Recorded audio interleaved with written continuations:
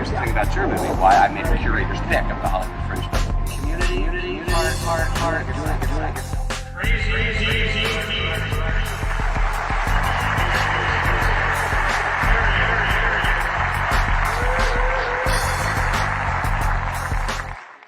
What's going on, people? How you feeling? This is another great episode of #TFRPodcastLive presents Observations by Crazy D with my special guest host who's not in the camera yet. I don't know what's going on. All she's ready is my sister Tonya. How you doing today, Tonya? I'm doing wonderful. How you doing? I'm doing pretty good. I can't complain under the circumstances, you know. Why complain? What good would it do for you, right? Right, exactly. So as we go through our,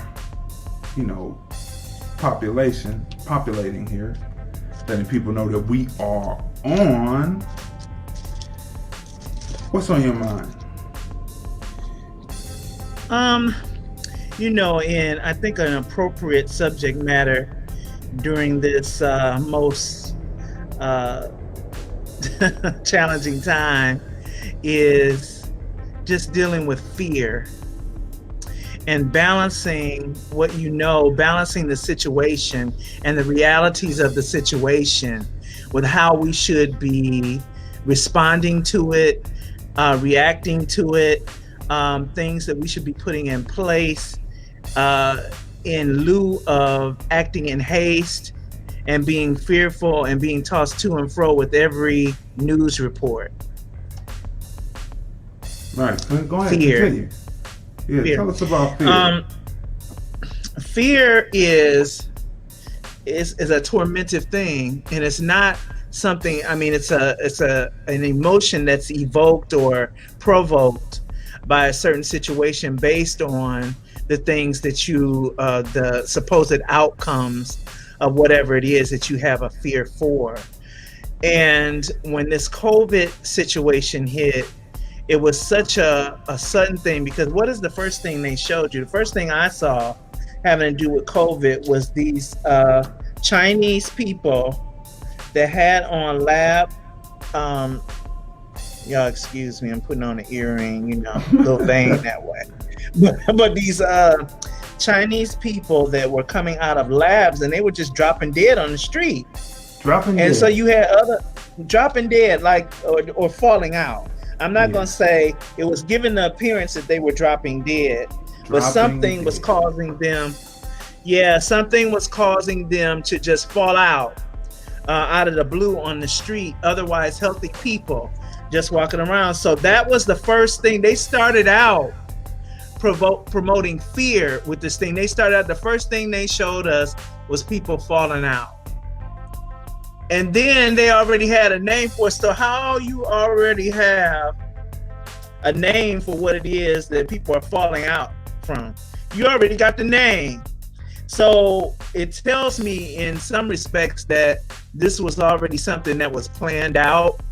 Now, I don't have proof of that, but my spirit just tells me that this was something that was planned out, and it was rolled out in a particular manner to invoke fear first, right? Not the information first, not the warning first that there's a virus or something that's on the horizon that seems to have gotten out of control, because where are you going to tell us it started from, right? But the first thing they showed you was people passing out on the street, just passing out, all ages. So there was no way that you can pinpoint a particular age group or anything. So the picture was being painted that we got something for everybody. This is for everybody. This is one of those things that's going to be for everybody. Then once we start seeing that, then we start hearing more news about this coronavirus, right?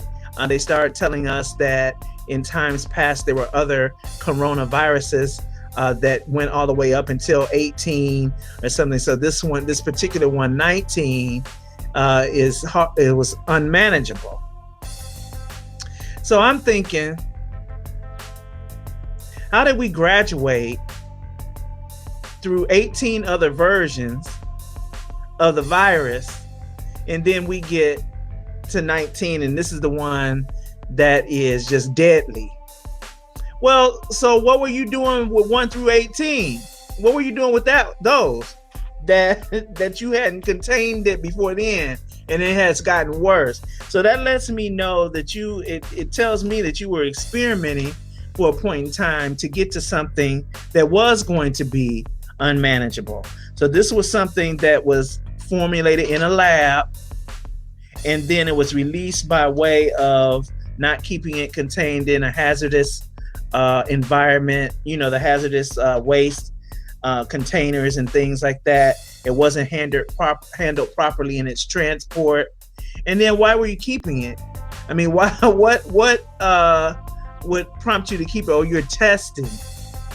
So you're testing to see if what you created was powerful enough. And so then we go on with the fear, and we tell the people, we tell them, well, older people, so that they start assigning things to it for you to hear, so that you will assign a belief to it.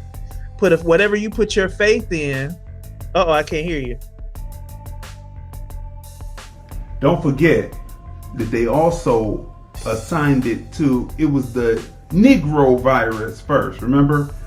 Black people were getting it at exorbitant numbers. It was just too many black people getting it, and that it was a black person disease, because we are constantly on the front line.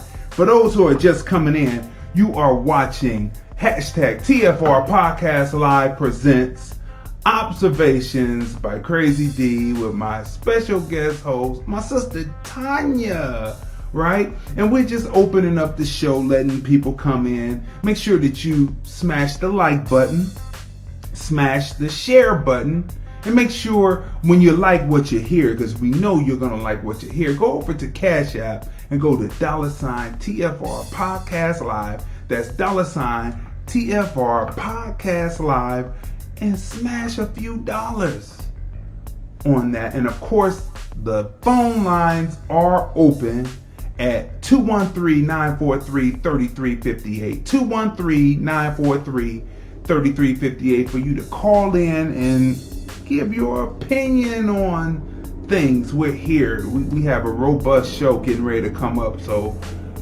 stay tuned for that. But go ahead, Tonya, as I go ahead and continue to populate, go ahead and tell them what's happening in your thoughts. And so we go from there, from where they opened it up, and so they showed you the visual, people's dropping dead. Then they start telling you what people were not going to be able to overcome. That's pretty bold to say what people that were going to be harder to be able to deal with the virus and would more than likely pass because they would not have the health strength to overcome it. So they label a demographic of the elderly, and they named a demographic of people with pre-existing conditions. And then, as Dee said, they were clear at the outset that this was a disease that was affecting Black people immensely and first, right? So they've targeted 3 demographics. To me, see, now this show is called Observation, so we observe beyond the surface, right? So as I got to thinking about these demographics of people that they cited first, what it brought to me is these people were expendable and lacked value. If you have pre-existing conditions, you are considered flawed. And I want you guys to know I'm not saying this. This is my thoughts concerning the demographics that were targeted as people who were not going to be able to overcome this virus. So the elderly, they're expendable. You can no longer get the manpower work out of them. They're done. They're retired. You're actually paying them the retirement that you owe them. So they are a liability and they're expendable. All right. People with pre-existing conditions, they're taking up a lot of hospital beds. They are they're very costly to contend with, especially those who do not have health insurance. So they are expendable and there's no more use for them. They're in the way. All right. And I'm not saying this, I have been previously diagnosed with pre-existing conditions that are no longer present. So I do feel that pain of possibly or once being a part of that demographic. Right. And then we have Black people. Well, certainly, because you don't have free labor, you can't get them all in the prison systems. There ain't enough prisons. You got the free labor in the prison systems. You can't get them all in there. So the ones that are not in prison, you don't really need them because you can't, they're making money. So they're drawing away from the economy and they're drawing away from your economy, So these are the things. So as they put these things out there on these demographics, if you accept that, and you believe that, you have now owned that. All right? You own it. If you begin to fear it and you accept it as a truth, now you have owned it. And then the direction of things comes that way for you because you got in fear. It's very important for us to understand that the God that we have reigning on the inside of us, the spirit of fear is not a part of that. It's boldness. Now, caution, yes. Wisdom, yes. Concerns, yes. But fear, no. Okay? But when you have a vehicle such as the media that is constantly inundating you with information, so one day it's one way, another day it's another way, just say you don't know what the heck is going on. Y'all don't know, you didn't unleash something. You don't know, you made a pot of greens and you forgot to put an ingredient in it. Now it don't taste right. You trying to figure it out. Just say that. Don't keep giving, the CDC says something. The Center for Disease Control. The Center for Disease Control that did not control a disease. Something is wrong. They just need to be abolished. The Center for Disease Control that does not control disease. That's good. So how much are y'all getting paid to not control disease? Center for Disease Control. Then we have the World Health Organization. Well, let's see. The World Health Organization is, I'm assuming by its title, supposed to be concerned with the health of the world. I would assume that, okay? World Health Organization. And the CDC, the Center for Disease Control. They're supposed to work together. The Center for Disease Control, communicates with the World Health Organization to keep the health of the world safe, Yet you guys come out with the report of the demographic that are more susceptible to go. So you're not the World Health Organization. What kind of organization for health are you?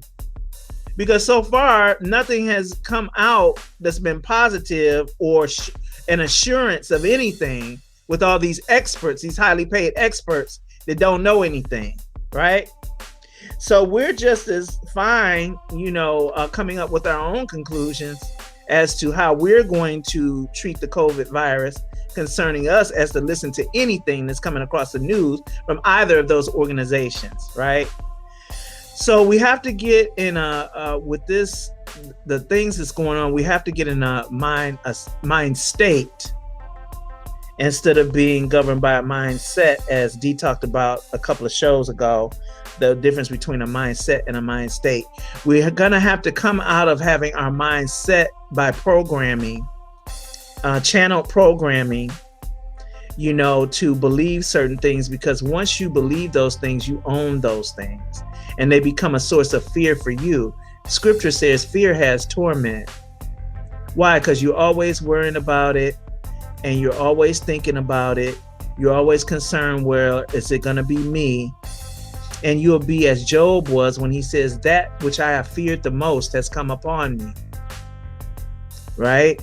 That's that which you fear most will come upon you. You've drawn it through your conversation, through your words, through your inner spirit of attracting it by owning it. right? So we have to get into changing our minds about everything. Everything, I can't hear you, D.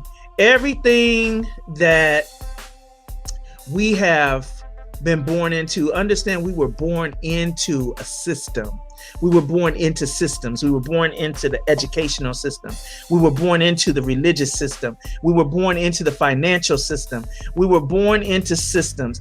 We went through 12 years of education and beyond to learn how to be a citizen in this system of operation that, by and large, does us a big disservice. Somebody's benefiting from it, though. And if you notice across the board, there's fear in everything. When they want to control a people, you just issue a fear. You issue something that seems like it's insurmountable. Oh, but you and your humanness, you can't handle this. That's the problem with what we believe. This is another show, but we're not just human. Some of the groups got it right. Yeah, we are gods. Got it right. Yeah, so we are gods. So we have to say good morning to Patrice. She's watching. What's going on to Tracy? She's watching this morning.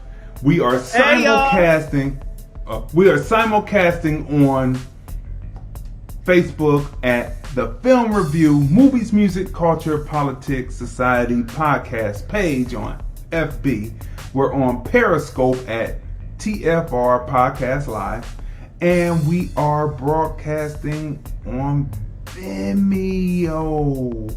That's right. All the links are on the page. We're also on Crazon Dion page, and we're also on Tonya M Congress page. Make sure that you friend those pages. And the phone line to call in once we get into the discussion deeply, 213-943-3358. You might as well go ahead and call in on that line, Tanya, as we continue the conversation through. Might as well call in on that line and cancel those other sounds, and we'll check you out. Okay, people. So let's get going for today. Let's get going, right? So we're talking about fear and overcoming fear, right? So this first meme, there's so much going on that it takes more than just one show, because we had a flagship show, the Film Review, #TFRPodcastLive, that comes on Sundays at 5:30 on the Film Review Live channel on YouTube, 5:30 p.m. Pacific, 8:30 p.m. Eastern. Check your local time zones and global time zones to come in, but we're on every Sunday. And of course, we broadcast live and we stream on different platforms. But talking about fear and opening up, this meme came across and I thought it was pretty interesting. Telling black men to respect cops so they don't get killed is like telling women to dress appropriately so they don't get raped. Right? Let's say it again. Telling black men to respect cops so they don't get killed is like telling women to dress appropriately so they don't get raped. Right? Now this is an interesting meme. I thought it was interesting, and I brought that up just to warm it up first. So that's that. So we're talking about respecting cops, but we have cops doing things like this, right? Doing things like this. You see, this meme has been out for a while. It's been out for quite some time, but with what happened in Wisconsin, right? With what happened over Wisconsin a few days ago, this is a perfect example of what's happening, and we're supposed to respect police officers when they're saying, "Thank you for patrolling with us citizen patrol. This is a citizen patrol, and what are you actually patrolling against? It would appear that you're patrolling against the person that you see illustrated down on the ground getting roughed up and cuffed up, looking up and saying, how is he able to walk around like that when it's just the skin and I'm in and it's a problem? So here we are. Let me bring you up and see if we got good sound on you so we can talk to you this way. Talk for me. Hello. Can you hear me? I don't hear you at all. I really don't. Okay, hang on. I hear you coming through the main signal, but I don't hear you coming through on the phone line. Just things to iron out people as we go along. Okay. I'm in here. Okay. I hear something. I heard something, but I'm not hearing. Okay, you. I'm here. I am here. Okay, we'll figure that out because I'm not hearing you. We'll come back to that. Okay, people. So look, what do you say to that, Tonya? What do you think about that? Wait a minute, I have to come back in here.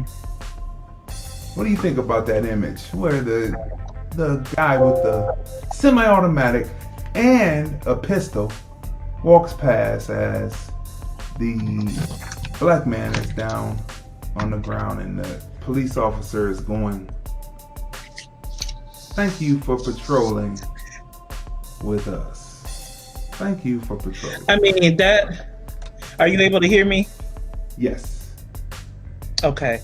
That particular thing is a real kick in the teeth to us, especially since there have been so many demonstrated offenses from Caucasian people.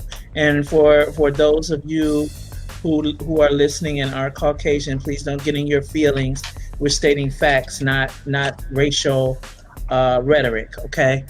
So it's been a demonstrated fact in other situations that have gone down that involve those of the Caucasian persuasion that have walked in places, shot up churches, shot up restaurants, shot up schools, and all kinds of things like that. The ratio in cases of Black people doing that in those type of open arenas outside of a purpose like gang violence and stuff like that, where there was beef going on. I mean, just open fire in a public forum. The cases of that, the ratio for Black people is low compared to that of white people. All right. So when you come up with an illustration like this, I mean, I know depending on who cited I can assume who cited the meme. It's giving it's audacious. It's like, to look at that image is to give you the feeling of the nerve, the unmitigated gall of a law enforcement officer allowing something like this. Now, the other day we had a caller who said that we were only seeing the aftermath of what happened, and he was acting in self-defense. Regardless of that, he's wearing an AR-14. This is not a normal weapon that you just walking around with. All right, this is not something that you're just walking around with in anticipation of being harassed or things like that. If you are licensed to carry, which he was underage, so if you have a conceal and carry, that would probably be a pistol that's in your waistband or in a holster or something like that. You wouldn't be walking around with something like that in the open, even if you were of age to carry. That's ridiculous. And so, when you look at this illustration, it's really describing how dumb and how ridiculous it is that you would see something like that, and how unbalanced it is. It also speaks to the fact that there is open racism among law enforcement. And then, take it further. I'm not saying all law enforcement. I'm saying it's enough for it to be a problem in just about every city in America, though. It's enough for it to be a problem. I bet you on every police squad, there's somebody who's racist. On every police squad, there's somebody who is. So as long as you got those somebodies, you're going to have problems like this. This is ridiculous. Thank you for coming out and patrolling with us. That kid looked like he was about 14, 15 years old. And that his elevator only went to 3 instead of 10, up to 10. So he had 2 strikes against him, and he's walking around with an AR-15, 14, whatever it's called.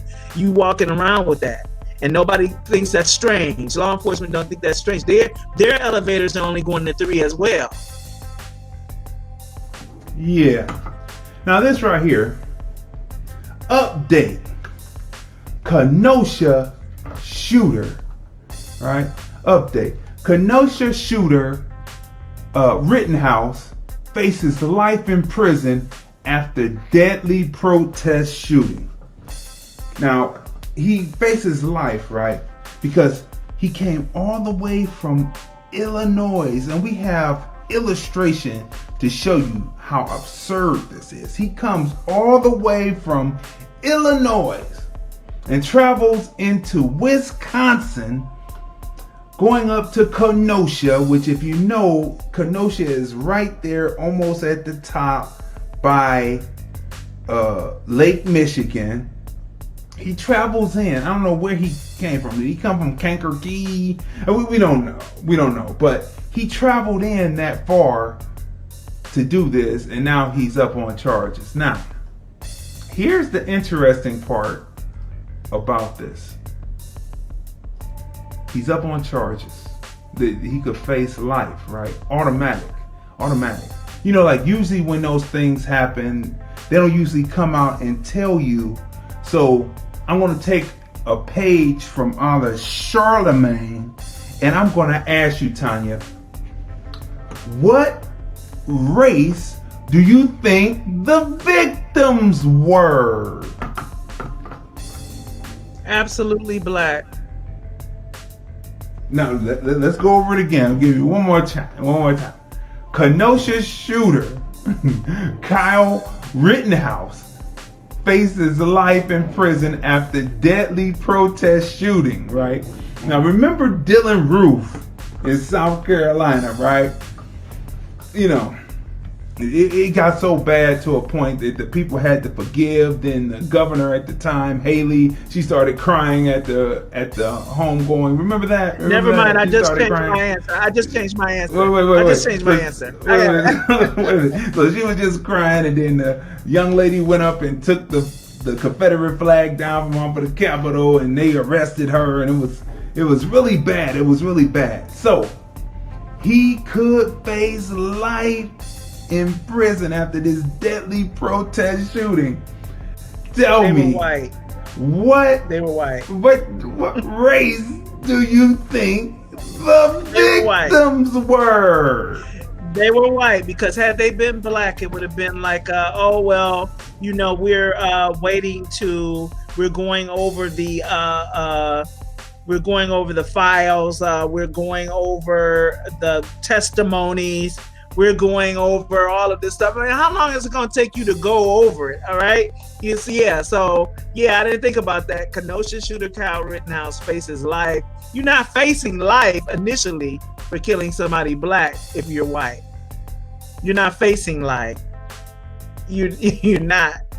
You're facing freedom. Here's the big reveal. Here are the 2 victims of it. They look like white Jesus and white Joseph. And you know white Jesus and white Joseph, right? Are you know, you made a mistake, you know. It's not like, you know, we don't value white life around here, but you know, really, we had Mike call up yesterday, right, Tonya? Yeah. Let me bring this down something so we can really communicate here. we had White Mike. We had Mike call in, not White Mike. You know, we don't have a Black Mike calling yet. It was White Mike. We had White Mike. I do know a White Mike. I do know a White Mike. There's a White Mike here in Cleveland. Yeah, that's right. There's a White John too. You know, White Bob. You know, usually they hang in the hood. But anyway, look. So he said that this is easily self-defense. This is self-defense. You know, it's whites killing whites. And you know what? I agree with Mike. I believe that old Kyle should just get off and go home. Be handed back his AR-15, 17, whatever it is, and just go on about his life and become a police officer. Because look, it's white on white crime. It's like, not that we devalue white Jesus and white Joseph, but it's sad. It's sad. The people are putting skin in the game. Now, what if Mike, because I know you're listening, what if, Mike, they were there to do some espionage and really this Kyle guy killed people on his own team? How about that? What if he did that? What do you have to say? What do you have to say about this? This is crazy. What do you have to say? On your own team, that would be treacherous. I mean, but he only faces life. That's the whole thing. He only faces life. So because he is under 18, see, I believe that, again, I think he was selected for this crime. And because he's under 18, so they're going to try him. Caucasian Kyle is going to be tried as a juvenile so that the rest of his life is not ruined. So once Kyle is tried, he has to be tried and convicted as a juvenile in order for this to work. So he's going to be tried as a juvenile. Those documents are going to be sealed. And then he's going to go into his adult life, going to the police academy and being able to train for the police academy without a psych evaluation, by the way. You know, a lot of that's the problem. No psych evaluations.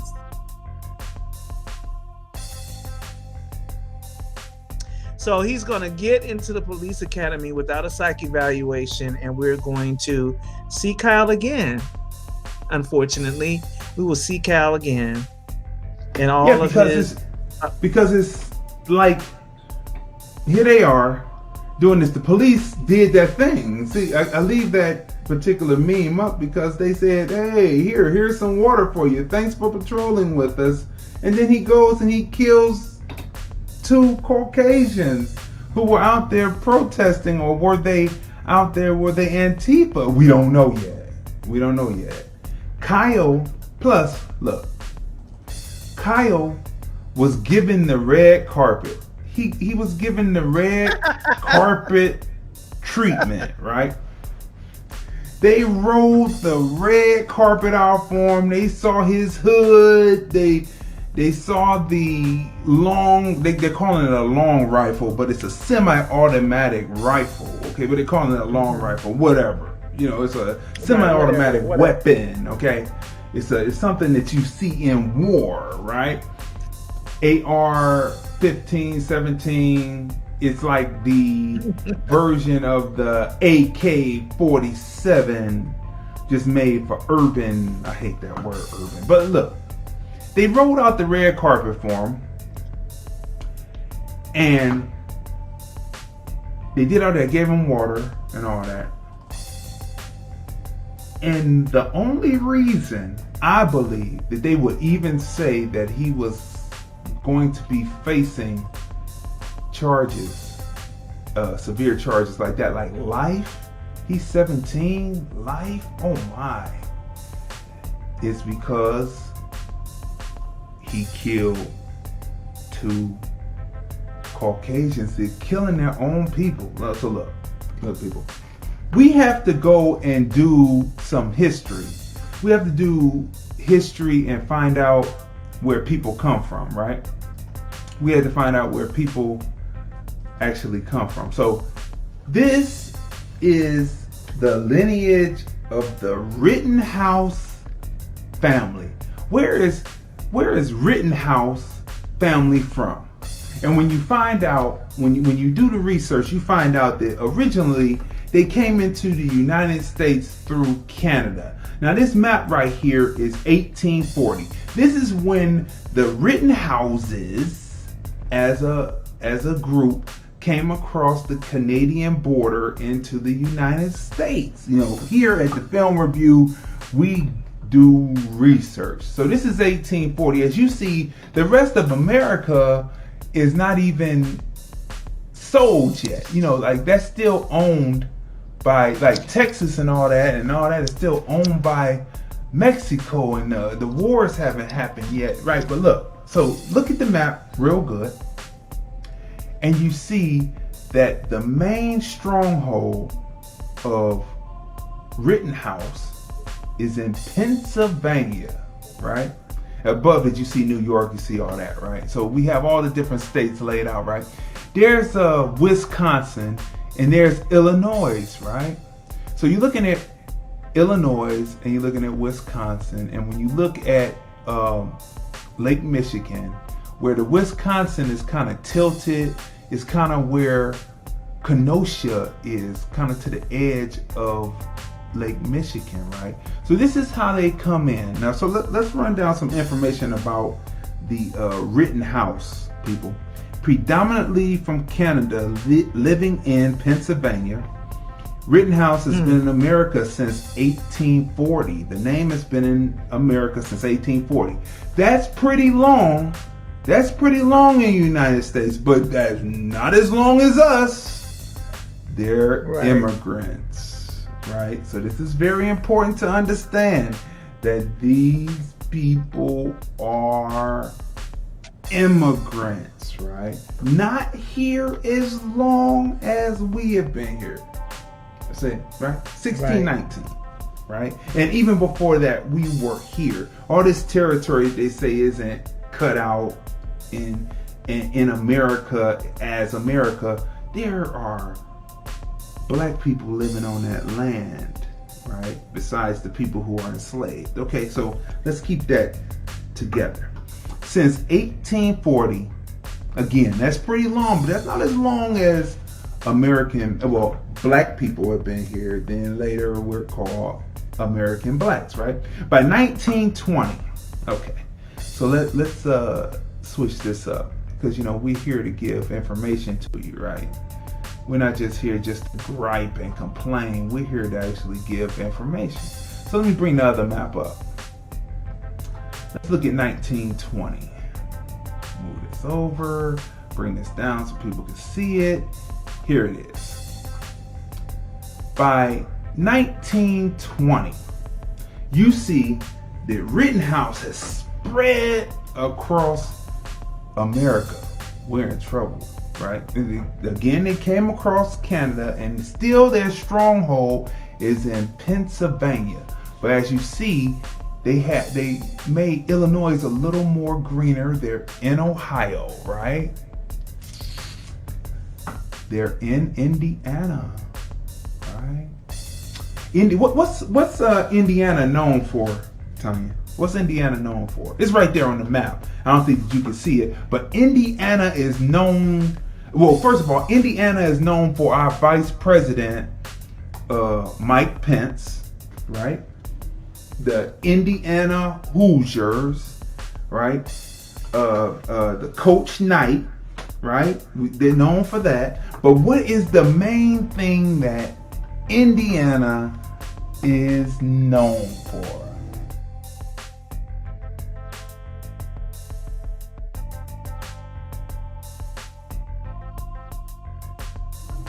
The main thing that Indiana is known for is those three little letters under the state name Indiana. It is the home of the Grand Dragon of the Ku Klux Klan.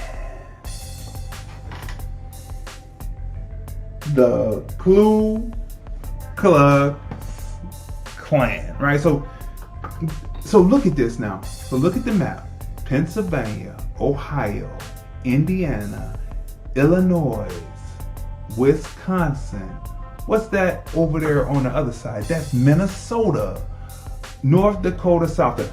What has been in the news lately but these states? And then of course above Indiana and Ohio is Michigan, right? But Michigan hasn't quite been in the news so much because they just finished, quote unquote, paying Flint, Michigan off, right? So as you're seeing this, right, you're seeing that you got Pennsylvania, Ohio, Indiana, Illinois, then you go up and it's Wisconsin, and then it's Minnesota. All of this is on fire. This is on fire. So look, the Rittenhouse have spread out, and they're in every state except for 4. I'm looking at it now.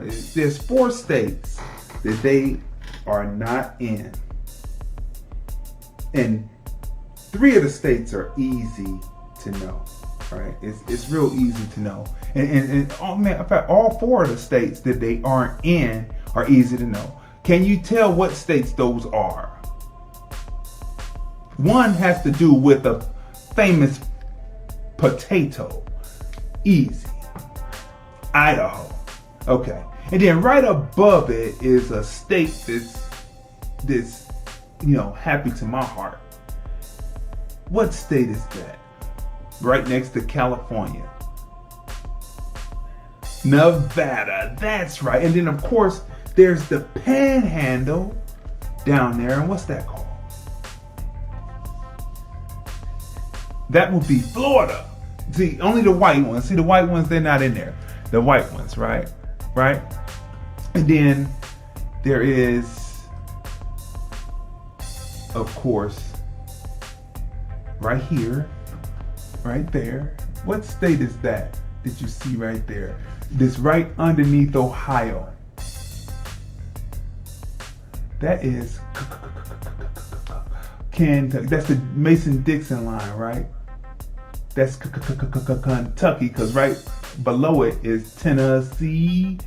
Tennessee.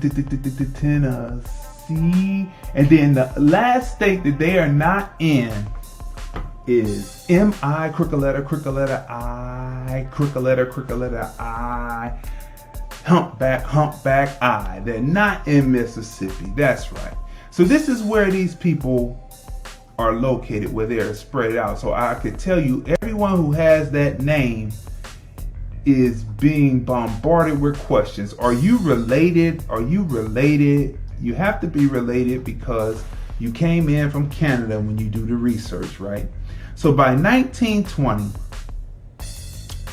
none in those particular states, average Rittenhouse lifespan. Are you ready for this? The average Rittenhouse lifespan, right? Their average lifespan is, in the 1940s, they only lived to be 33 years old. Wow. That's pretty young, right? That's young. Now, by 2004, the average lifespan is 76. 76 is young. So if I'm a person and I'm in a family and most of the males die out at about 76, I really don't feel at 17, the reverse of 71, that I'm even gonna be here very long. It could be between 33 years or 76 years because of the type of stock I come from. So why wouldn't I go out there and just throw my life away? What you had to say to that? That's a thought. I mean, you want to make the news and be famous for something before your life ends. So you go and do something like that. But what I found interesting is they said that his mother drove him up there. Did you hear that? That his mother drove him there? That's one report that I heard, that his mother had driven him there. I don't know how true that is because I didn't investigate it, but that would be consistent with that mindset that the mother would want her son to do something that they would consider big. That shows how that elevator floor number 3 is just permeating throughout the whole line. You will want, you want your son to do something important and something monumental. So he goes into a city and you would drive him there. That would be consistent. It's believable. It may not be true, but it's believable. 213-943-3358. That's 213-943-3358 to let your opinions be known. This group of people came into America in 1840. They are immigrants. They're not, the people talk about a white ethno state. And when you break down what white ethno state means, it means that different ethnic groups that consider themselves white by the system that the United States has put down. But these people are immigrants and they did not build this. By the time they came in, it was rolling already off the backs of now what we call ourselves American blacks. That's right. It was rolling off of that. And if it wasn't for the free labor, they wouldn't be able to come in and get a job. Right? So 213-943-3358. This white ethno state, and this is what this guy is fighting for. They only live until they're between 33 to 76 years old. Unbelievable. And then we have this meme right here, right? As we're running down the information to let you know what's going on. Dear white people, let me add some caveats into that before. Let me add some caveats and preface in that before we. Let me put a couple of commas in between "dear white people" and what the sign says in the young gentleman's hand. Right? Dear white people who have not been in the United States to even claim any rights to be an American. Dear white people. So, and dear white people who were not the ruling class who enslaved the first 20 in 1619 in Virginia. Dear white people who were brought in to try to level out the amounts because black people were birthing children at a fast rate, and those who were in power were afraid that they would be overtaken in population by people who were enslaved and then the former slaves. So they start bringing in immigrants, and you go through a while and you do certain things for the state, and then they will give you the categorization. You will be categorized as white. Dear white people, stop using Dr. King as an example of a peaceful protest. You shot him too.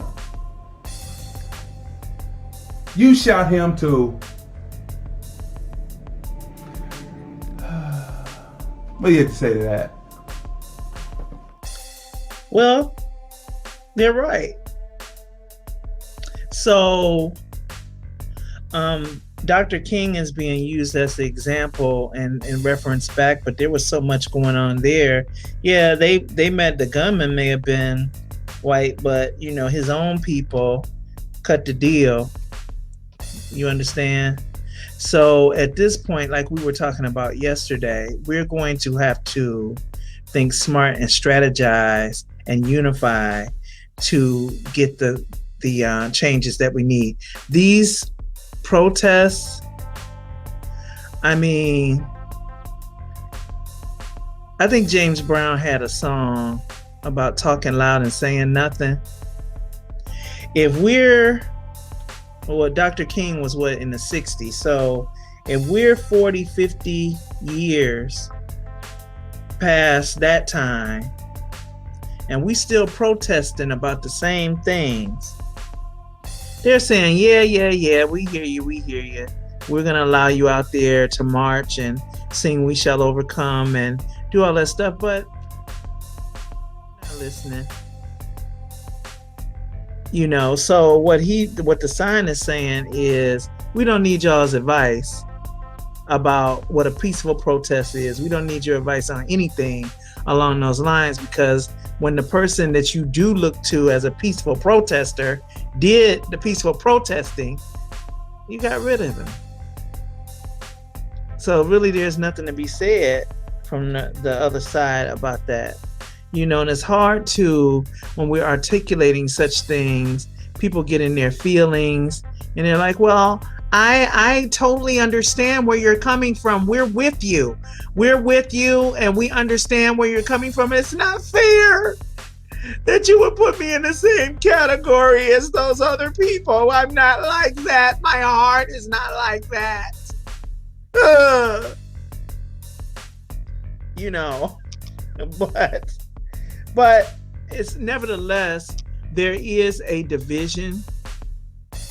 And what we do with that comes again with strategy and the condition of your own heart, what we do with the division. But there is a division, and it's clear that somebody doesn't want the division not to be the division. So at this point, we have to find other ways of doing things other than protesting. We have to strategize behind the scenes and learn laws and legislations and things like that. You know, Tracy Latrice said, the Jackson 5. Patrice said, birthplace of the KKK. Tracy Latrice Indiana, says, yep.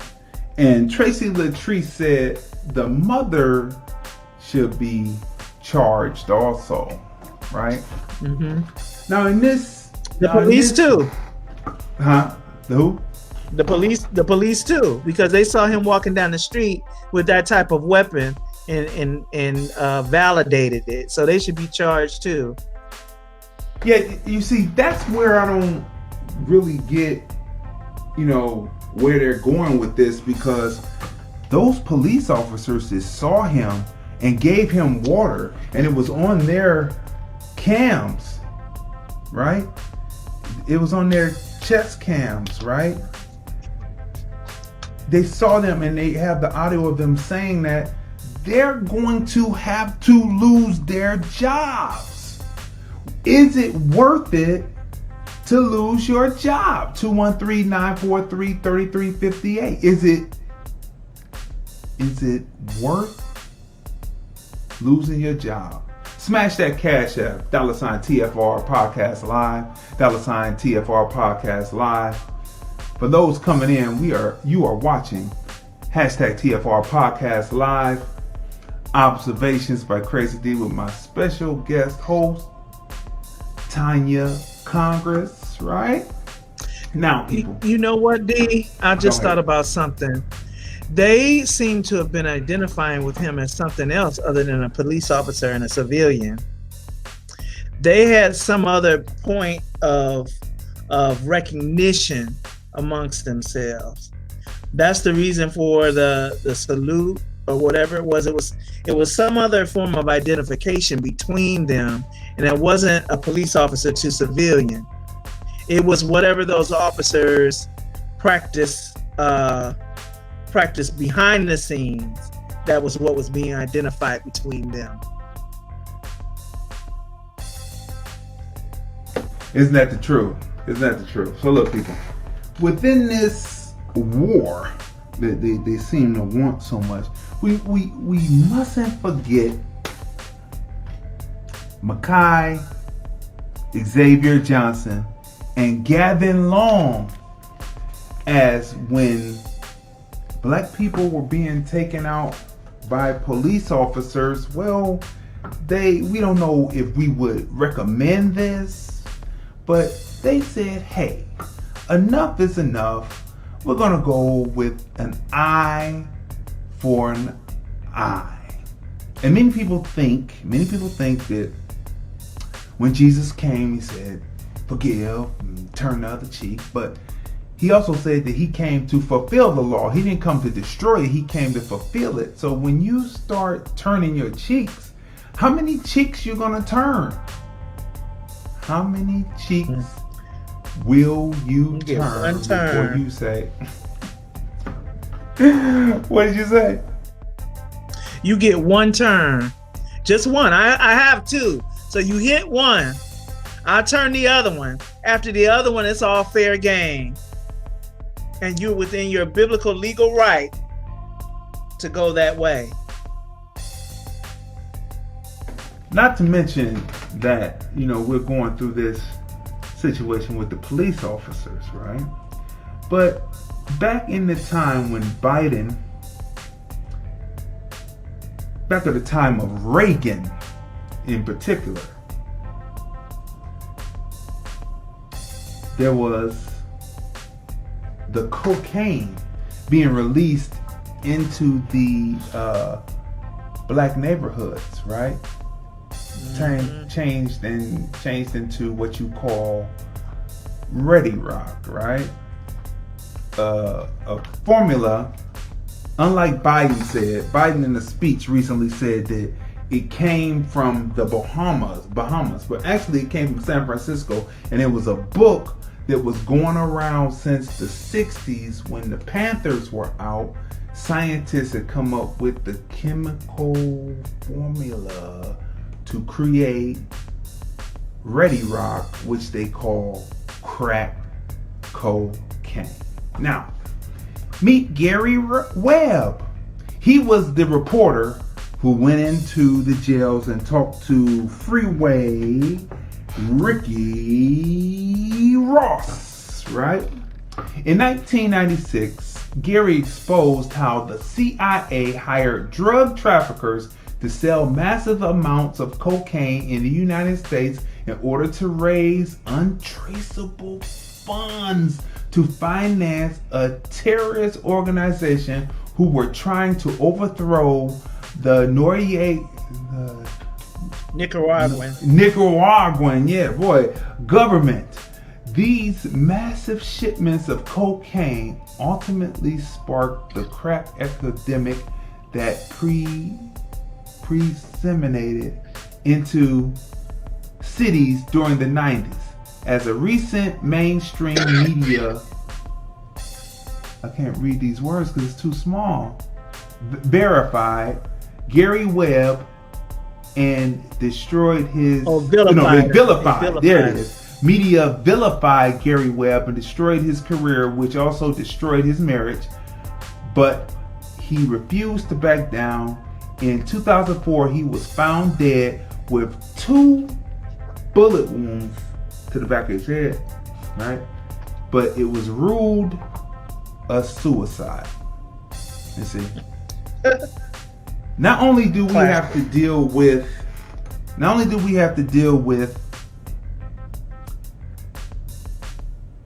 police officers, but we have to deal with a government that would first put cocaine into the neighborhoods to fund a war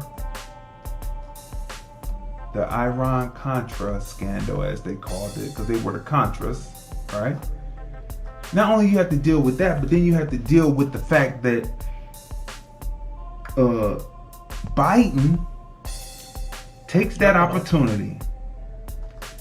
He takes that opportunity to then, in '88, under Bush 1, to push for 100 to 1. 100 to 1. 100 cocaine to 1. Rock cocaine to cocaine 1. That means that the white boys who were sniffing the coke get smacked in the hand. And Biden, in a recent speech, said that it came from, it came from the Bahamas. It didn't. It came from San Francisco. You can research this. So everything is on the net, right? It didn't come from there. It came from San Francisco.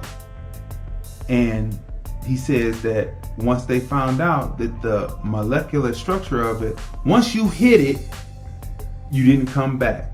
It wasn't like sniffing cocaine in beautiful neighborhoods like this. This is what he says. Beautiful neighborhoods like this. He's talking to a majority Caucasian audience. So it's not, there's no coming back. So that's why we had to lock them up. Right? Unbelievable. It's just an unbelievable thing. Some things that people can't, really understand or take. What you have to say to that? What do you think? When I think about all that this government has done, I mean, there's mixed feelings about America being the greatest country on earth.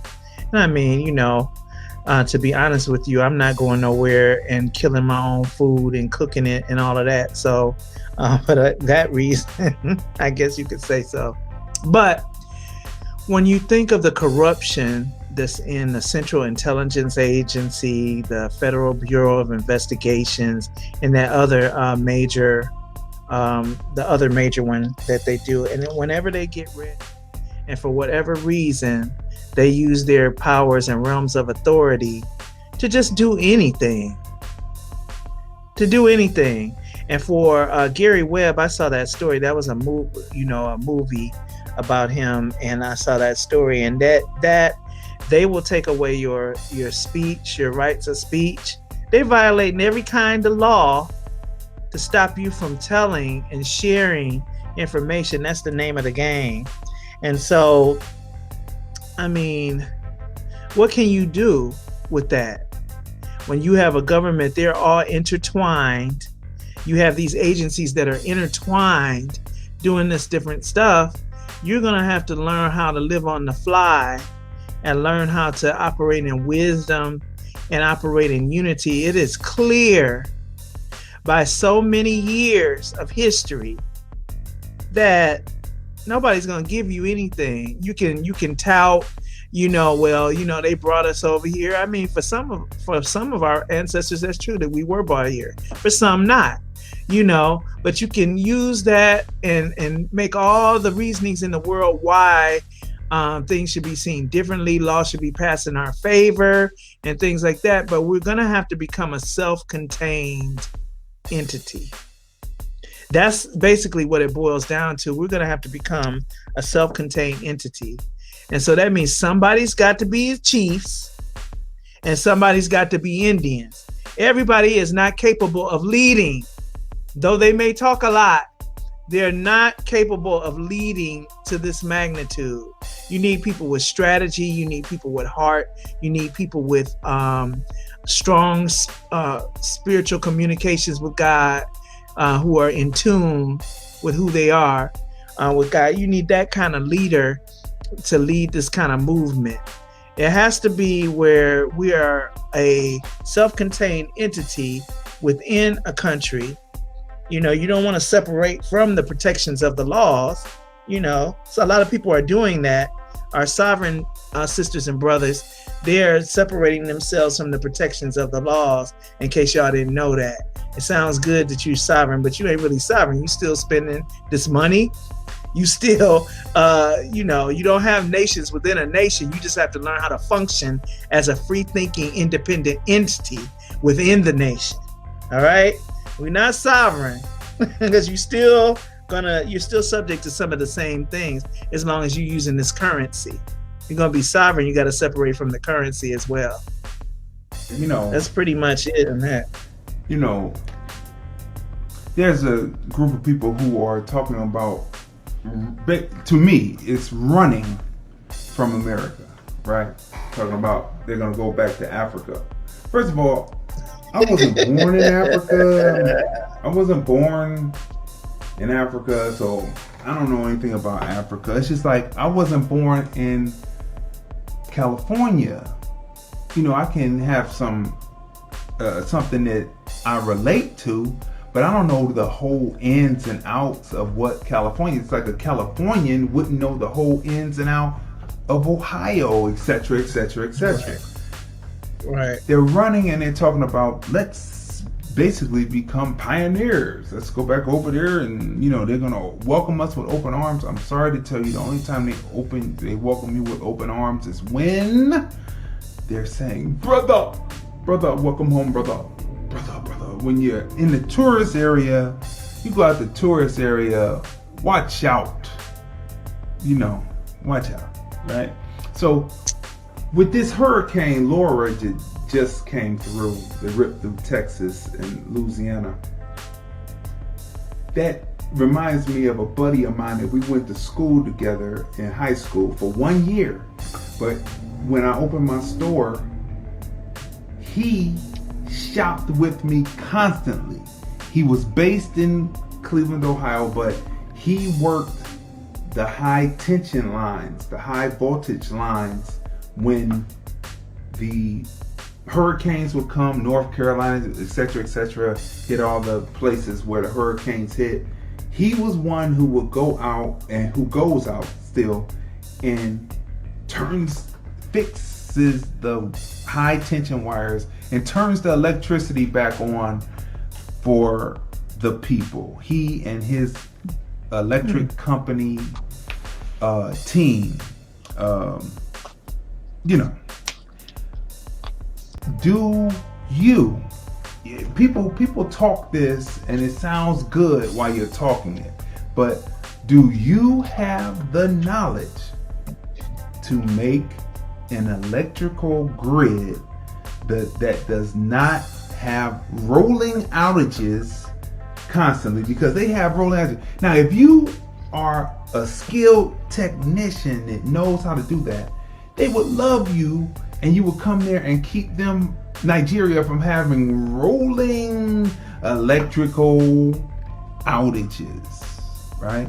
Do you know how to make an electrical grid? Do you know how government works? Do you know what your position would be? I mean, all of this sounds nice in theory, but if you don't know how to get running water, make it run the piping necessary, run the sewer system, run all that, know how to create an electrical grid that works in the place where you're going,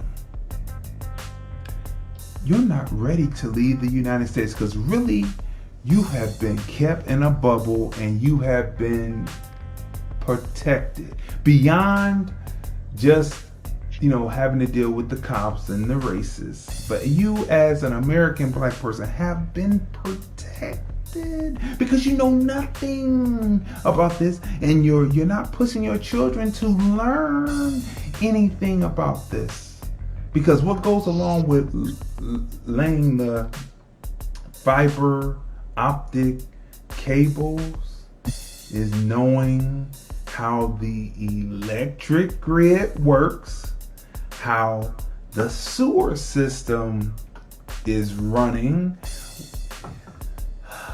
Do you know schemas of houses? There are people who come out who are cable guys, black cable guys, like the black cable guys in Cleveland, Ohio. They come out and they look at the side of the building and say, okay, we'll just run the wire right here. And they run it right through, and they're done in about 15 minutes, right? They do all the checks. They're finished running the wires in about 15 minutes, and then they're checking to make sure that there's no gaps or cuts in the signal. Do you even know how to do that while you're talking about going back to Africa? Which brings us to our main topic of the night, right? We're getting ready to pour some libations. Are you ready, people? Are you ready? We're getting ready to pour some libations. We're not talking about, unfortunately though, if you thought that we were talking about that type of libation, we're not talking about that libation. We are talking about pouring libations like this. Pouring libations. Connecting with our ancestors. You know, your ancestors are there for you. You just open, you pour out a little bit. You know, when Tupac would say, pour out a little liquor, right? Or you pour out and you say, for the people who are not here, and we give libations, and our ancestors come to us and give us inspiration, because we are standing on the shoulders of giants, right? You know, let that sink in for a minute. Let that seep in for a minute. We are standing on the shoulders of giants. And I remember a person once told me that they had a favorite relative come to them, and they had woke up from out of a dream, and the person was standing at the head of the bed, and I just so happened to just comment, you know, I say, some people believe that those aren't actually your loved ones, but those are demons trying to trick you. Like, you may think that that is your relative, but in actuality, it is a demon playing on your need to believe that you will see your relative again in this plane, right? And so this is what we're talking about: pouring libations. And you know, in many of the, like, Yoruba tribe, people who are practicing African, some of the people who are saying they're going back. I often ask, when are you leaving?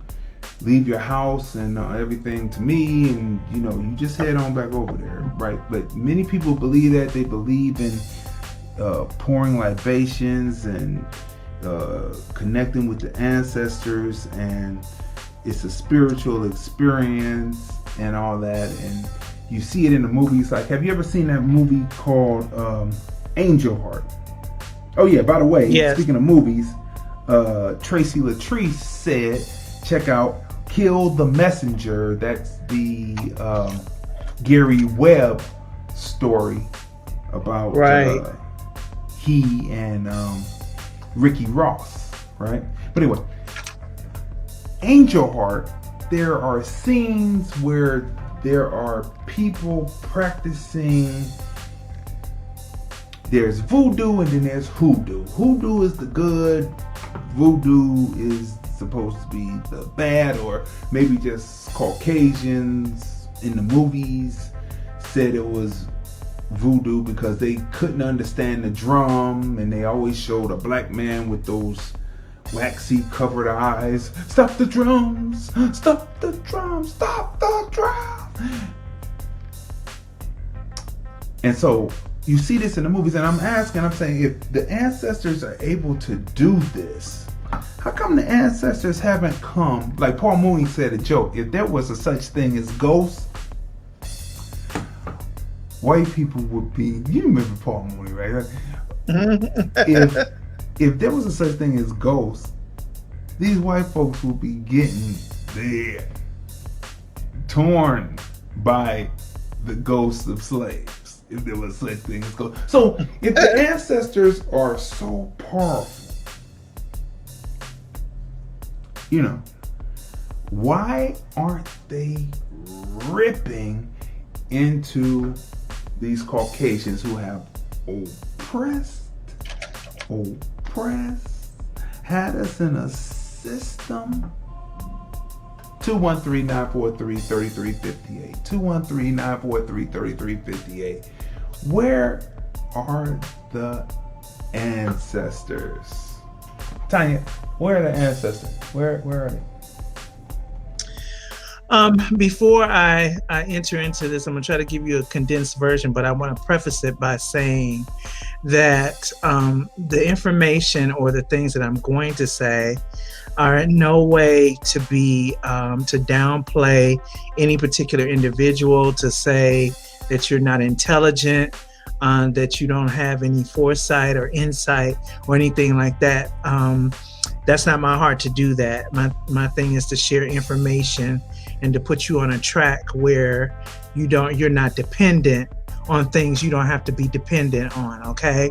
So this thing with pouring out libations to the ancestors, but particularly regarding our people, we have the one dynamic that a lot of our people practiced Christianity as a religion, which the Christianity, I was touching on it yesterday, that we have practiced did not include a lot of what Jesus himself taught, yet it is Christianity, right?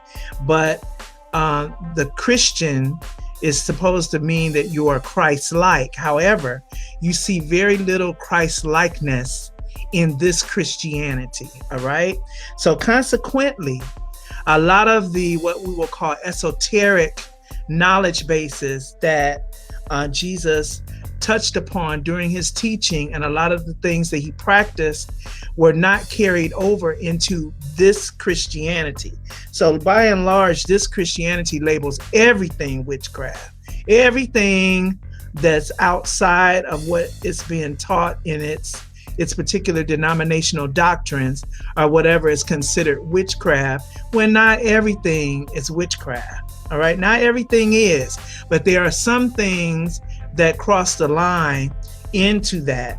And we have to be educated as to what those things are and whether they are needful or not needful, and the things that they can generate in the negative or the positive. All right.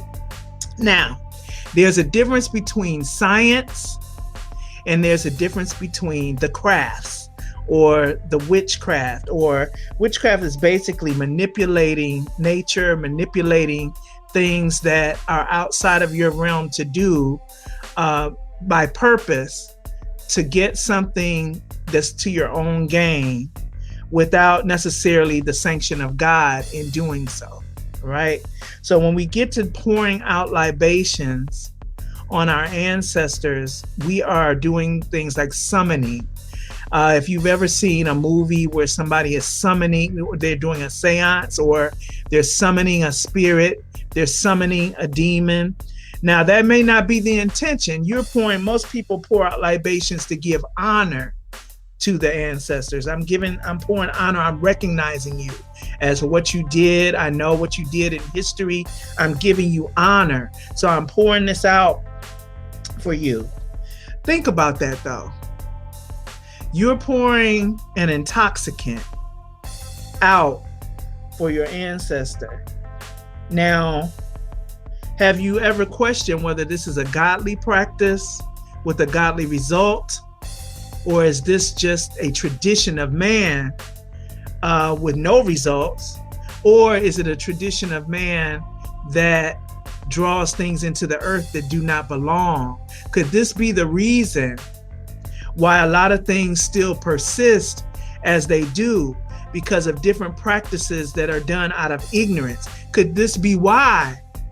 And as Dee said earlier, he said, if the ancestors are so powerful, how come the other things are not happening.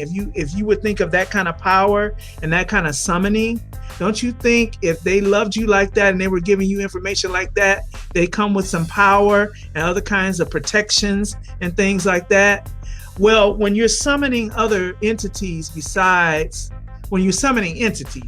they only have a spiritual legal right to operate in a certain way on earth, because they do not operate and function here. Now, they have not been given free reign here. We as man, with God's spirit on the inside of us, has been given free reign. We were given dominion over the earth and the fish of the sea and every creeping thing.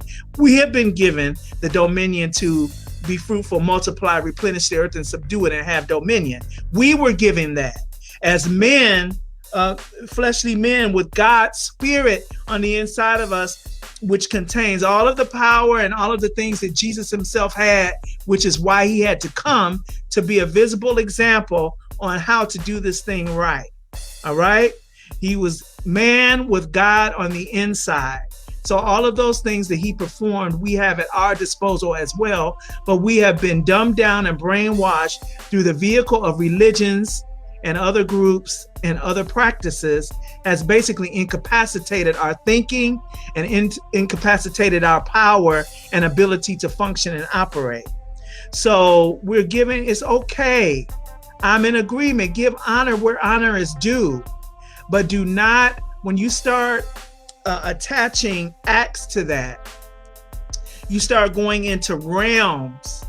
There's atmospheres, there's the cosmic realm, there's the spiritual realm, there's the substratosphere, there's above and below. So you're starting to bring things out of different realms that you know not what you're bringing when you are pouring out a libation on something, and the only knowledge that you have about it is the knowledge that was passed along to you through other people who do it. So it's the blind leading the blind, and everybody's falling in a ditch. You understand? So it's not to say that you don't give honor to the ancestors. I know we have, I don't know all of our family history, but I know that my brother and I are not the first ones to do great things in the earth. Our mother before us, our father before us did. So naturally, the ones before them did. So there's a lot of honor to be given down our family line. However, I'm not going to pour out nothing. They're gone. They're going to wherever they're at. And I give honor how I give honor is in my lifestyle. How I give honor is in exercising my gifts and talents. You know, that's how I give honor back to my ancestors, by being a doer, not a hearer only. That's how I give honor to my ancestors, but pouring out stuff and summoning and prayers to them and all of that stuff, that's out of spiritual order. And because there's a lack of understanding regarding spiritual order, we're drawing things to the earth that I believe is keeping a somewhat of a curse. Now, see, a lot of people are not going to like that. A lot of people are going to take me to task on that. I'm fit for the challenge. I'm fit for it, you know, but when we do things, when you believe in things you don't understand, then you suffer. Stevie Wonder said it. When we believe in things we don't understand, then we suffer. Ain't it happening? That was prophetic. What it is people are running. They're always running. Like, I see people running. Like, it's good to know where we came from, but you're always running. You need to settle down and know that there is no, Tariq Nasheed said this on his show the other day, there is no escape hatch to this. If you run over in Africa, you're going to see white supremacy. If you go to Jamaica, Bahamas, Trinidad, Tobago, you go over to Haiti, most definitely. You go over to the Dominican Republic, right? You're going to see white supremacy. So there is no escape hatch to this. It's nice to be a tourist, but when you come and you sit down in it, you see the funk of it. When you get to places, you say it looks nice, it's all glitz, glamour, but then you'll be on Hollywood Boulevard and you'll say, oh, that's nice. But then if you're there and you're trying to make it and you stay long enough, you start to smell the scum of the sidewalks, the the funk of it. You start to see the people who tried to make it, who are strung out, doing their thing on Hollywood Boulevard. And it's not that tinsel town and glitz and glamour anymore. So people are running on what they think something is better someplace else when the grass isn't greener. You have to stand in, you have to fight it here, you have to do it here. And if you call on the ancestors, call on the ancestors to go to war for you. You know, make it some Marvel DC type stuff where a whirlwind comes in and wipes the army that wants to drop a bomb on the MOVE movement, or wanted to destroy Tulsa, Oklahoma, or Rosewood, or run the freeways through business districts, all black-owned business districts all throughout the United States. Where were the ancestors to come in and upend that, turn over those tractor trailers, turn over the backhoes? See, the trick is, here's the secret. You are the proof of truth of who your ancestors were. Because when that part of the line ends, what kind of testicular or intestinal fortitude do you have to make it happen in your realm of influence, in your sphere of influence? Have you even developed a sphere of influence? Do you even have influence anywhere? Let me tell you, those of y'all who running over to Africa and saying you're gonna run over there, what part of Africa are you running to? Do you know exactly what part you're gonna run to? And like he said earlier about knowing about the electrical lines and things like that, do you know any of that? Some of y'all will be back here in less than 6 months. Less than 6 months, when your modern conveniences, you're not going over to slaughter you ain't going to catch no fish, you ain't peeling the skin back, you're not scaling it, you're not cooking it on an outdoor fire that you had to make yourself, you're not going to skin, if you still eat meat, you're not going to go out and kill no bison, you're not going to cut his head off, you're not going to take his skin off, you're not going to be able to clean it. Do you know which parts are edible and which parts are not? I mean, you're not gonna you're gonna be back here in less than 6 months. You know why? And some of y'all gonna be mad. I don't care. You are too soft for that because you ran from here. You couldn't stand here. You're gonna go over somewhere where you don't even have the modern conveniences of life. Ain't study even. Do you know agriculture? Do you know how to plant a garden, plant some vegetables, plant some fruit? How you gonna start off? We're gonna get some food from. If you got to start from scratch, you willing to go and eat some wild locusts and berries while you growing your garden and stuff, and you don't know how to do it. You got to take the time to educate yourself on how to do all this stuff. It's going to take you longer than 6 months to educate yourself. You haven't even started educating yourself here, and you're going to go run over there. You don't know what part of Africa you going to because you don't know which part your ancestors actually came from. You're going to go over there, and Ubuku going to be looking at you like, who are you? You look like a threat. You look like one of them lazy people from over there, and they would be right because you ran from over here to over there and not being an asset but a liability. Listen, wait. Patrice said, I'm done with organized religion. Our religion, spirituality was stolen from us, and we now practice the white man's Christianity. Sad, but true. And Patrice, I am inclined to agree with you. And a lot of our people will be very upset about that because they've been so deeply indoctrinated and so deeply entrenched. But what it comes down to is no matter what your belief system is or how you believe and what you practice, it's only as powerful or weak as you demonstrate it to be. So, we are the proof of the truth of whatever it is that we are torting to be true. We are the proof of that. If we don't prove it, ain't no proof. If there's no manifestation, then there's no precedent. Without manifestation, there's no precedent on which to base the validity of that particular thing. So we have to be proof of whatever it is. Right. Patrice said Akon is building a moderate community in Senegal. Well, Patrice, what's funny about Akon, let me take a drink of water to quench my human thirst. I'm alive here now, so I'm going to quench my thirst right now. Listen,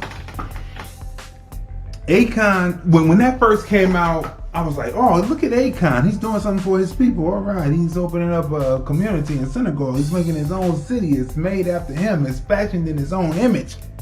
I said, oh, Akon must have been rich. I'm locked up. He was doing that music, but come to find out, Patrice, guess where Akon is getting a majority of his funding from?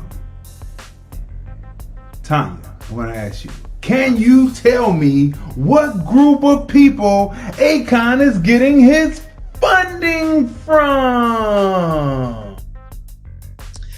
I did come across that a couple of years ago, but I forgot because I didn't count it as significant, so I just didn't commit it to memory. But yeah, he is getting it from somewhere. Okay. All right. So, Akon is getting his funding from the same people who own the ports of Ethiopia, own a lot of the West African ports. These people are kicking Nigerians out of their country, blaming them for the COVID, and they are brutalizing people within their own continent, within their country. We are talking about Akon is getting his funding from the Chinese. And when that bill comes due,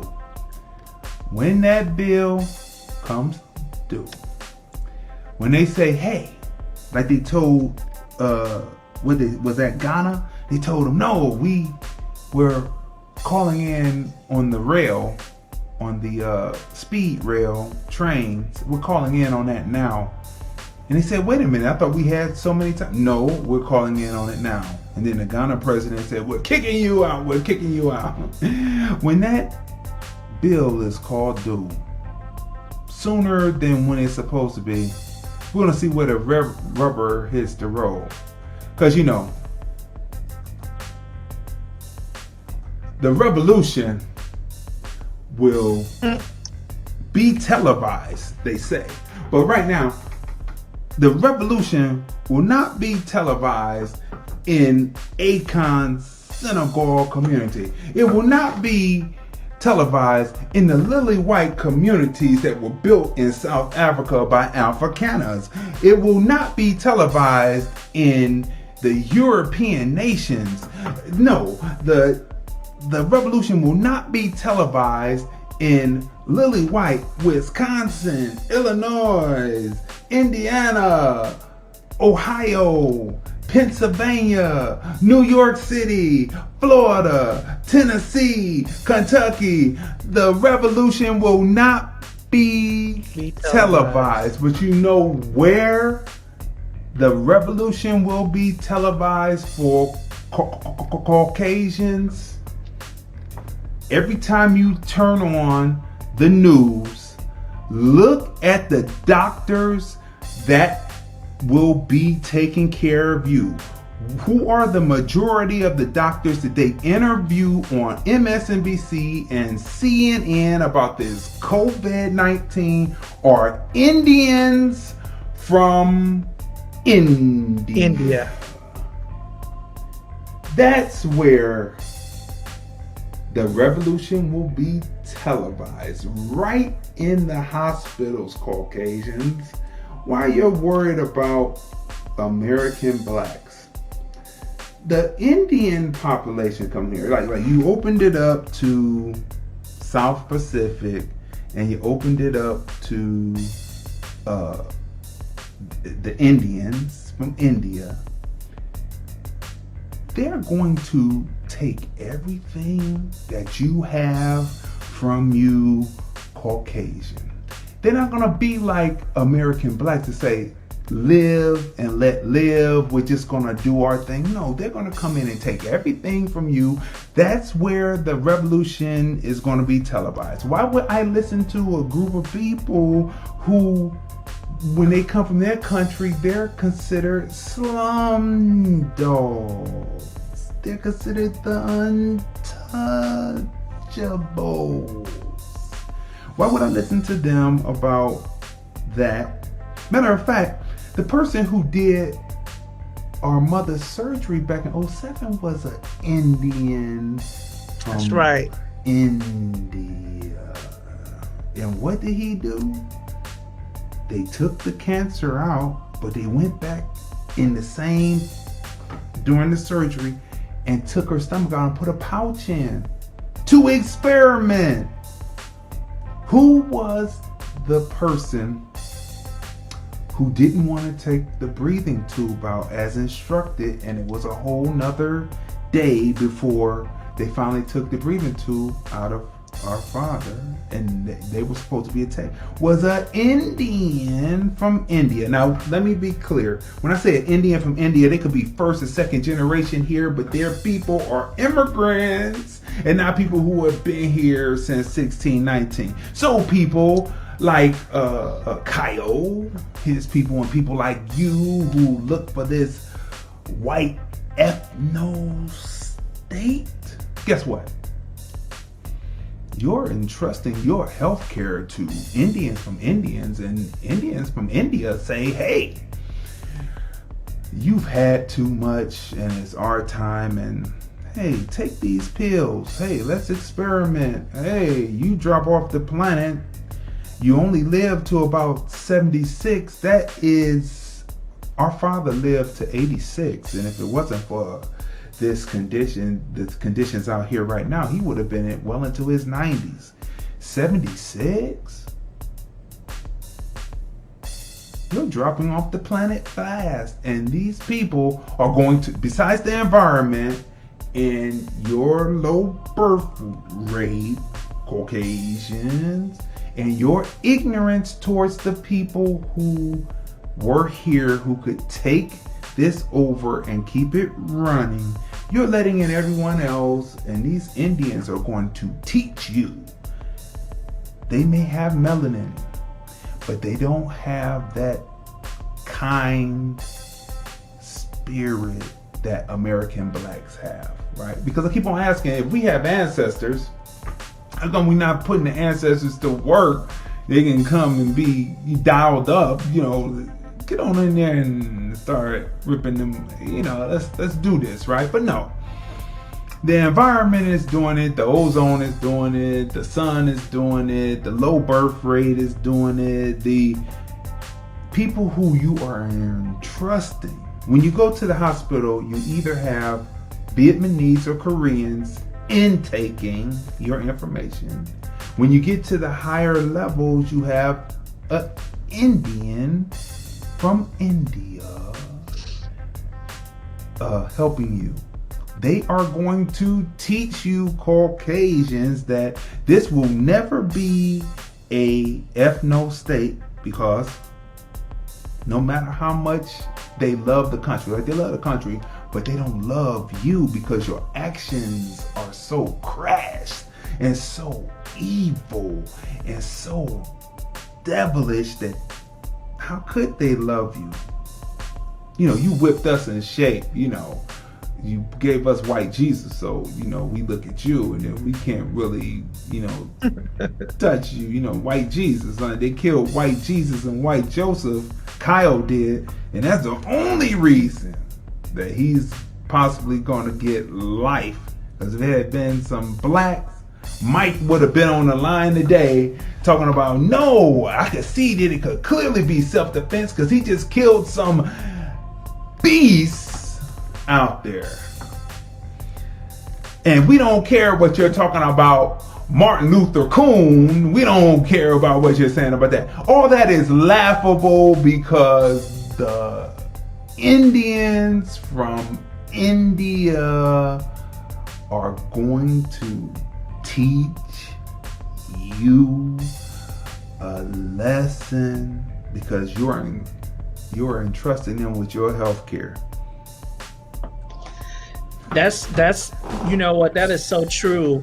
That is so true. And I'm going to tell you something else about the Indians from India and some other ones that come over from other countries.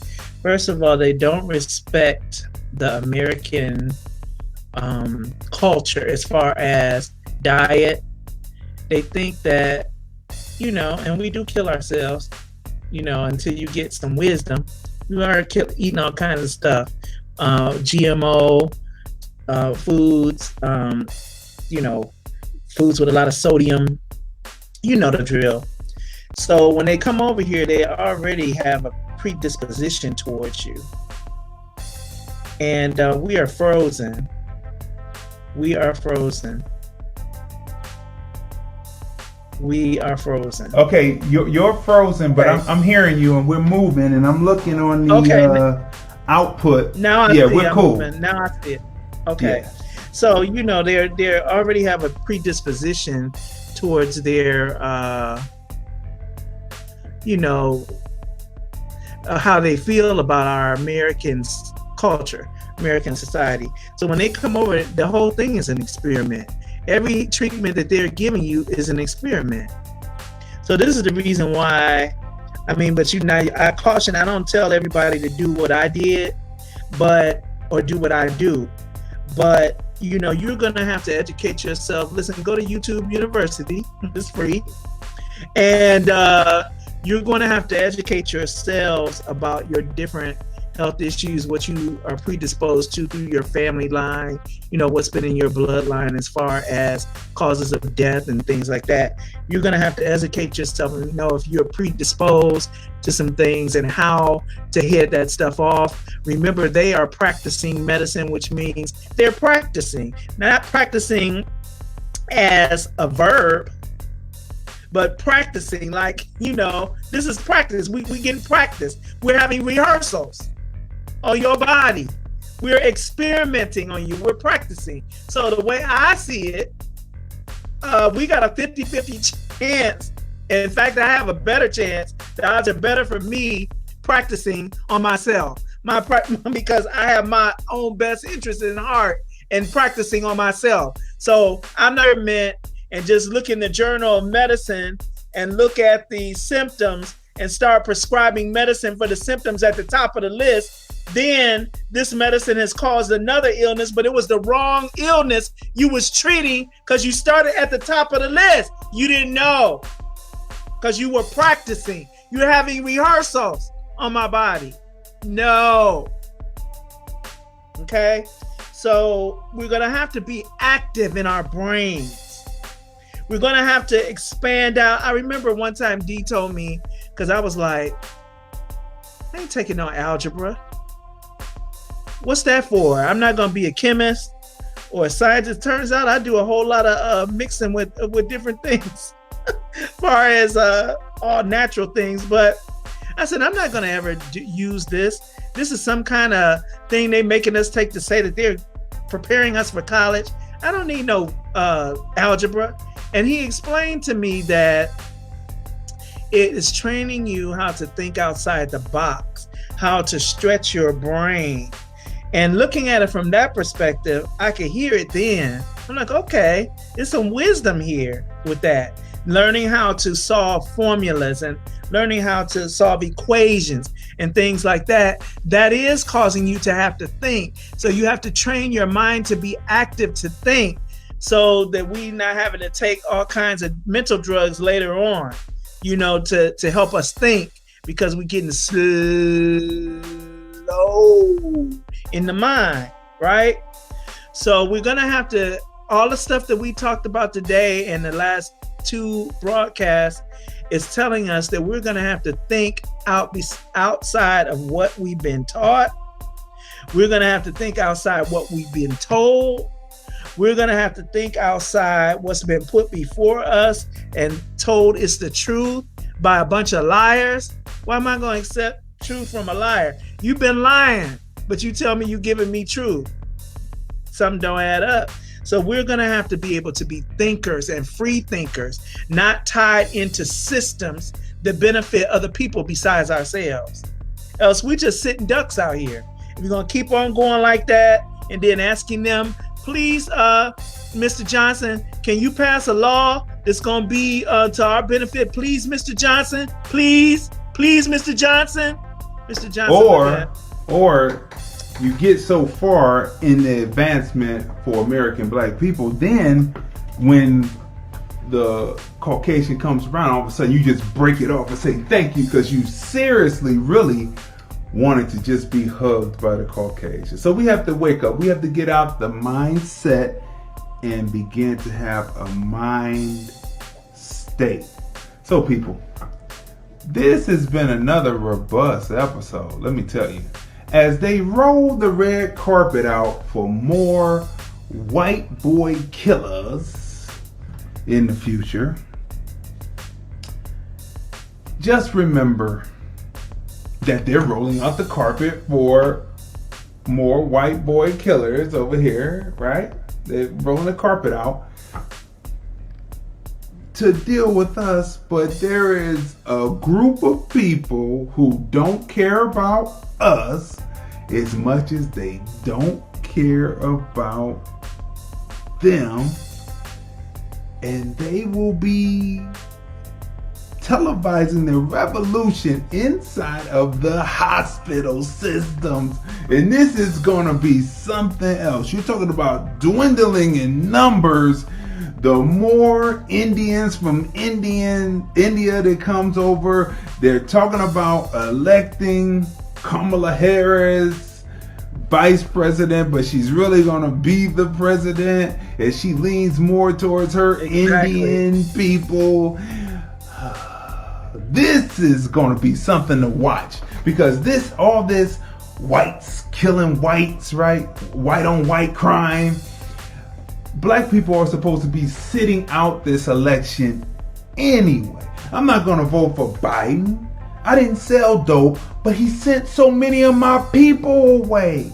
Generation X, my sisters and I's generation were experimented on. He gets no vote. Donald Trump, we know he's a racist, right? But some of his policies work, but you can't vote for him because he's openly racist. My opinion, just my opinion. So you can't vote for him. So you sit it out and let the souls of white folks, you know that book, The Souls of Black Folks? Well, this is a battle for the souls of white folks. They're already killing each other up. And remember, we talked about on the film review, TFR Podcast Live, we said that the Caucasian had to put some skin and blood in the game. We're starting to see skin and blood in the game, but it's still not enough because we've had 401 years of skin and blood in the game. These beautiful countries, like I showed you the map of the Midwest, right? Beautiful country, rolling hills. In the fall, the different colors of the trees, but those trees from the Midwest to where it connects into the South, are all stained with the blood of American black people. That's true. Who, after they were emancipated, began the great nadir and the lynchings from the Dixiecrats while the Republicans looked on. All the trees had strange fruit and they are beautiful, but the soil is saturated with our blood. So people, we sit this one out. We vote down ballot, make sure we get some of those people who are the invasion of the black body snatchers out, most of the CBC, get them out of there. Put in people who are actually American black that will ignore the bylaws of being a black politician, not actually doing anything for your people, and bypass that and take the risk to get the bullet like Medgar, like Malcolm, like Martin, etc. Take the chance or take the opportunity to be brave to face the lynch rope head on. Huh? That is what we're talking about, right? This is what we're talking about, right? So we sit this one out because, to tell you the truth, organizational wise and presentation wise, the RNC presentation for their convention was better than the DNC presentation of their convention, right? Way better, which means the organization, that automatically lets you know that the organization is better, right? But it's racist. So we have to sit this one out, and it's about the souls of white folks. And if you feel any differently, I'm sorry to tell you, you are a coon for the Democrat Party, and you just want to be hobnobbing. Yeah, go on. You want to have that hot sauce in your purse. You want to be with someone who they say is black, but neither one of her parents come from the lineage of, but you're going to say, hey, she was a AKA. She's not going to feel the pain of the struggle. She's not going to feel the pain of the struggle because that's not where her people came from. And so if you want to be duped again, how about this? Even though it's not about the shade of skin, but how about we go get somebody that's clearly an American black and put them in the office? How about that? She's not going to do it, and people are in for a rude awakening if they think that, I watched her, I was thinking about the Democratic National Convention. I was thinking about their strategy. Their whole strategy was to point fingers at the RNC or the RN of Republicans. And that sounds like, for some reason in my spirit, I feel like that strategy came directly from her. I don't feel like Biden has much of a strategy. Like Dee just said, she's going to be the president, not him. She's going to be the face of the vice president, but if they make it, I personally prefer Donald Trump to be back in there. I'm going to sit it out though, because we're not going to have enough of us that agree on that point. But I urge you to go back and look at policies and go back and look at the things that the media did not tell you that he did, that did benefit black people. Because I hear black people so passionately and so quickly say, he's racist, he has done nothing for us. Go look again. There were things that benefited us. No, it wasn't held up in a big banner saying this was done for black people. But there were things that happened that benefited us, including the building of the wall, for when he was talking about the building on the wall for the Mexicans coming in, that benefited us because they were going to be brought in at pennies on the dollar for wages. You have to pay us fair wages according to the law. And so if they were barred for coming in, it did us a justice to bar them from coming in. Guess what? The Mexicans are not going to do that for us. They're not going to say, oh, let the black people into this country. Let them in. It's wrong that you're not letting them in. No, they're going to say, no, keep them out of there. I don't want your men coming in here messing with our women and procreating with our women and stuff like that. So they're not going to have the same bleeding heart for you. So you... Not only the Mexicans, but the El Salvadorians. Remember, they had the caravan, and they were coming all the way from South America. They said, we're going to walk into America.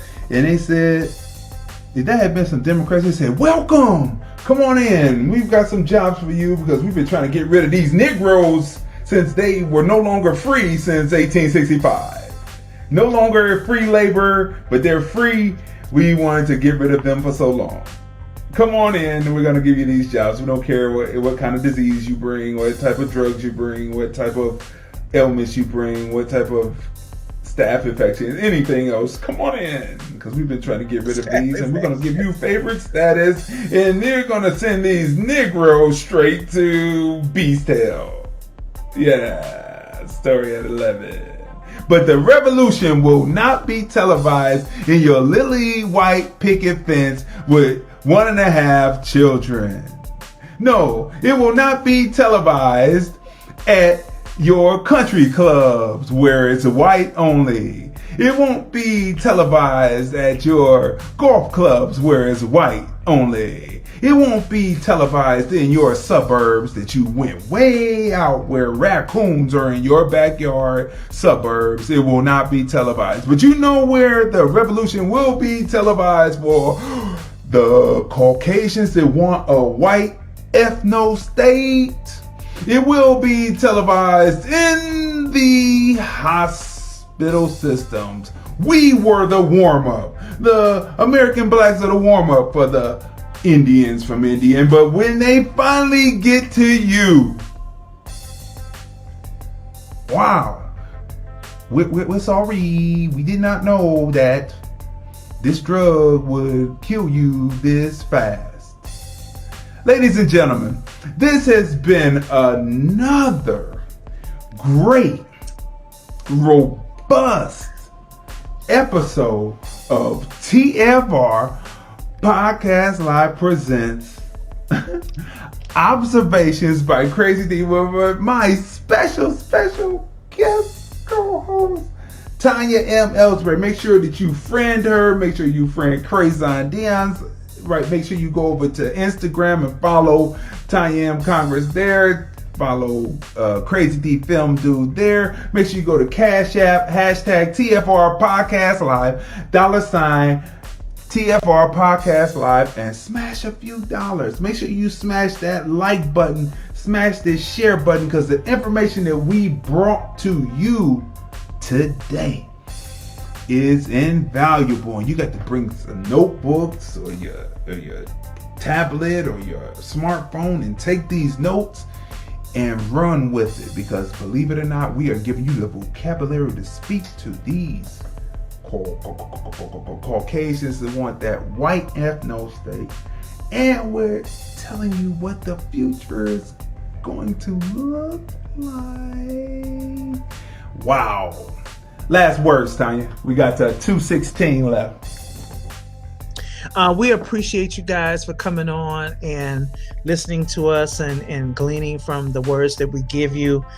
We trust that they're going to help you in making your further decisions. We always seek to empower and seek to educate, not to take away, but to give to you. All right. So tune in with us tomorrow. We're going to have something fresh for you every day, and we appreciate you. So people, that's it. Don't forget, this Sunday, 5:30 p.m. on the Film Review Life channel. That's 5:30 p.m. Pacific, 8:30 Eastern. It's the Film Review, TFR Podcast Live. We've got episode 128, and we're running down the 240,000 death prediction concerning COVID. How close are we? And is the media continuing to lie to you? All right, people. So that's it. This is another robust. It's over. We're done for another day. We will see you tomorrow at 9:30 a.m. Pacific, 12:30 noon Eastern. And we're out of here until tomorrow. Here's the thing about your movie, why I made the curator's pick of the Hollywood Fringe Festival. Community, heart. Crazy.